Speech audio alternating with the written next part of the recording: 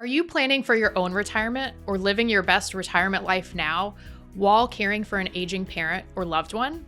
Then our next podcast is for you. In celebration of International Women's Day this year on March 8th, we are talking about those extra 5 to 7 years that women tend to live longer than men. What those years look like, what they might cost, what care might be required, and how do we incorporate that into our financial plan. The cost of care in our later years can be hundreds of thousands of dollars a year. So that's definitely something we want to plan for. We want to think about the tax implications, right, Darian? Yes, and in our podcast episode, we do touch on a few different areas. Definitely the tax implications, which is really timely, especially right here during tax season. And additionally, we talk about just the overall economic impact and the effects that caregiving gives not just to the person who is giving the caregiver, but how it impacts the family as a whole, and really how all of those things kind of interact together. What are some of the ways that you've seen caregiving impact some of your clients, Allison? Yeah, that's right. And there's paid caregiving, right? Like we talk about incorporating that into your financial plan.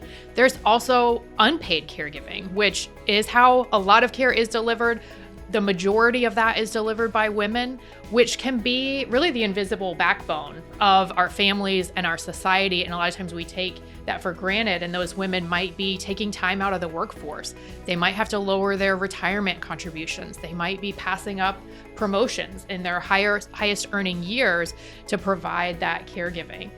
So I think that's something we really need to think about in financial planning. And then we see as well, our older clients, maybe they're moving into a continuing care retirement community, and that's a great choice for them. We want to make sure they can afford it. We want to make sure they're deducting on their taxes the deductible medical expenses. And then thinking about if that's your parents and that's what they're doing, and it's a great plan. After a few years, dad passes away, mom's living in the CCRC on her own, spends through the remainder of their nest egg. Do the adult children want to all chip in and pay for that care for mom after the nest egg has been drawn down? So that's something, we might want to come back to the financial plan of those adult children. Do they need to work a few more years?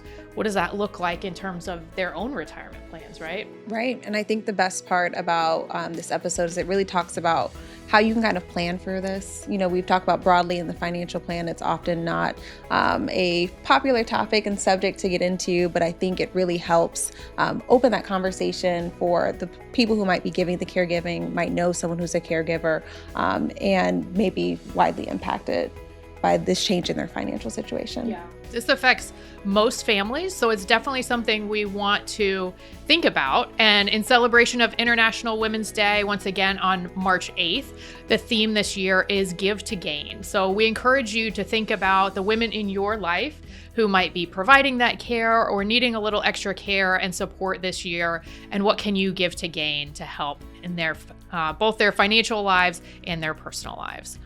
So to learn more and to listen to the full podcast, you can click the link below or go to our website at financialsymmetry.com.